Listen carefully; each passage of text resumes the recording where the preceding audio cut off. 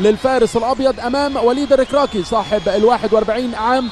امامنا اوجوستو ايناسيو اللي بدأ مبارياته مع الزمالك امام انبي في الدوري. وادي يعقوب الحمادي حكم اللقاء الاماراتي، وبيعاونه كل منا الاماراتي احمد الراشدي واليمني علي محمد احمد، والحكم الرابع هو الاردني ادهم مخدمه.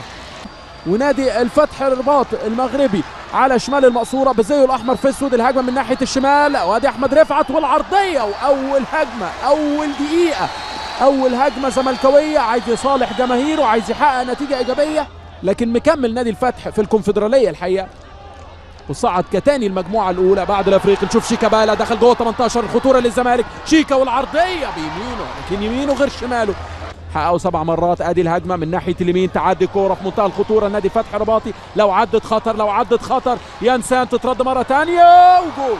جول الهدف الاول لنادي الفتح رباطي عن طريق لامين دياكيتي اليفواري القادم من الدفاع الحسني الجديدي صاحب 26 عام. الخطأ واول كوره واول هجمه مغربيه يحرز اسرع هدف في البطوله، اسرع هدف في النسخة 27 في البطولة العربية مصر 2017. بقول لحضراتكم تخطى هدف توفيق عدادي على طول. تسديد احمد الشناوي بيحاول عليها، خد على الطاير فيرست تايم اللاعب لامين دياكيتي اليفواري، وهدف اول لنادي الفتح الرباطي. بقول لحضراتكم النتائج حتى الان. النهارده ادي شيكا الكره القطريه عند ابراهيم عبد الخالق جوه 18 فيها الخطوره، ابراهيم 1 على 1 1 على 1 ابراهيم، العرضيه تترد الباسم للي ورا معروف، التسديده فين بجوار القائم. تسديده معروف يوسف دايما بتعمل سويرف، دايما بتلف، عشان كده لازم يعمل حسابه وهو بيسدد.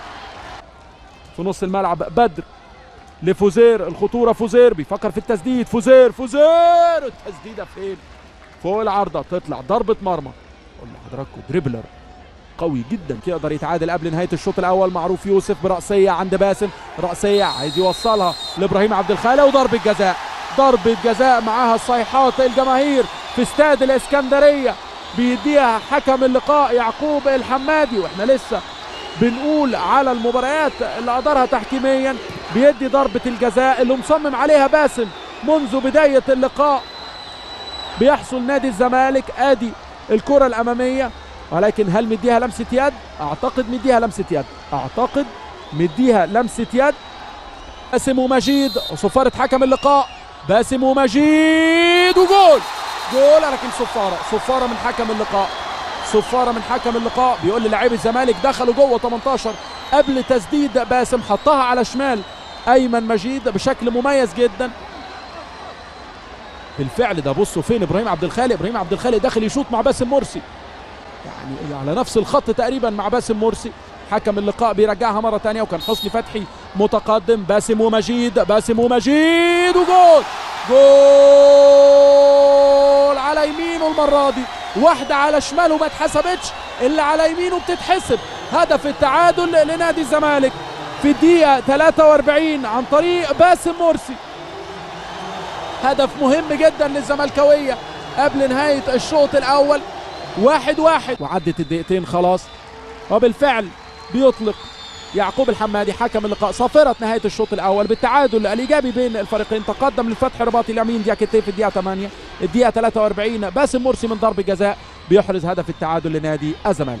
أعزائي مشاهدي أون سبورت، استراحة قصيرة على أمل العودة مع أحداث الشوط الثاني. عودة للاستوديو مع الكابتن سيف زاهر ونجوم تحليل أون سبورت. تحياتي مؤمن حسن.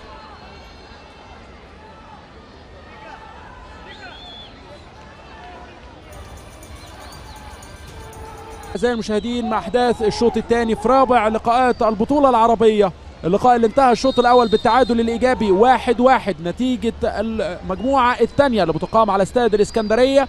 حضراتكم النصر السعودي مع العهد اللبناني 1-1. وشوط أول من هذا اللقاء تقدم للفتح رباطي لامين دياكيتي بهدف أول في الدقيقة 8، أسرع هدف في هذه البطولة، وتعادل باسم مرسي من ضربة جزاء في الدقيقة 43. في نص الملعب احمد توفيق يتاخر في استخلاص الكوره من علي جبر، كلاكيت تاني مره، تشتيت غير متقن. ادي الاماميه، ادي الخطوره، دياكيتي جوه 18 في منتهى الخطوره، يتساب ازاي الراجل ده، يتساب ازاي ابو الفتوح، تترد الفوزير، لسه الهجمه خطر، بيعدي فوزير بيفكر في العرضيه، لكن 2-0 في لقاء الذهاب. نادي تعادل 2-2. ادي الكره الاماميه جوه ال 18 والخطوره من فتحي الرباطي، لكن التسديده فين؟ كان مكمل سعد الخرصه يلعب جناح شمال خلاص في الشوط الثاني صاحب القميص رقم 27. اللعب ناحيه اليمين عند حازم امام، السرعات لنادي الزمالك. حازم وادي العرضيه عند شيكا، جول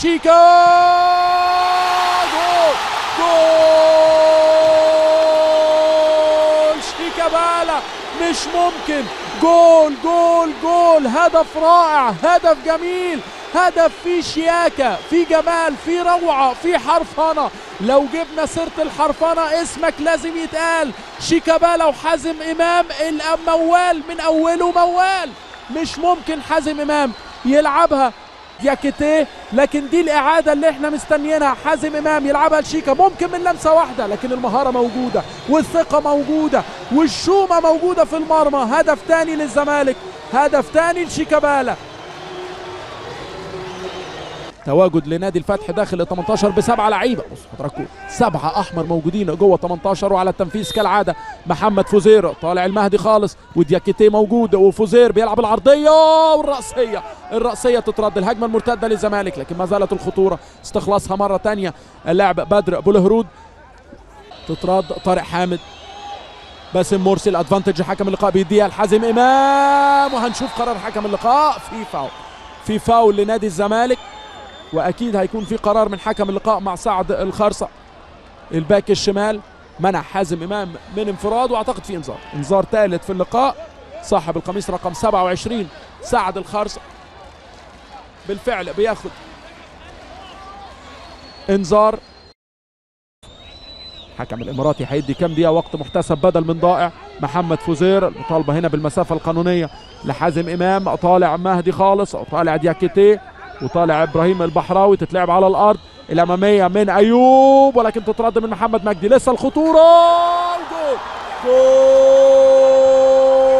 جول اللاعب الايفواري بيسجل للمره الثانيه. لامين دياكيتيه من الخطأ، خطأ متكرر، خطأ بالكربون، نفس كرة الهدف الأول المرتدة. ما بتلاقيش أي لاعب من نادي الزمالك إنه يشتت الكورة ويحرز هدف التعادل في الوقت القاتل الدقيقة 89.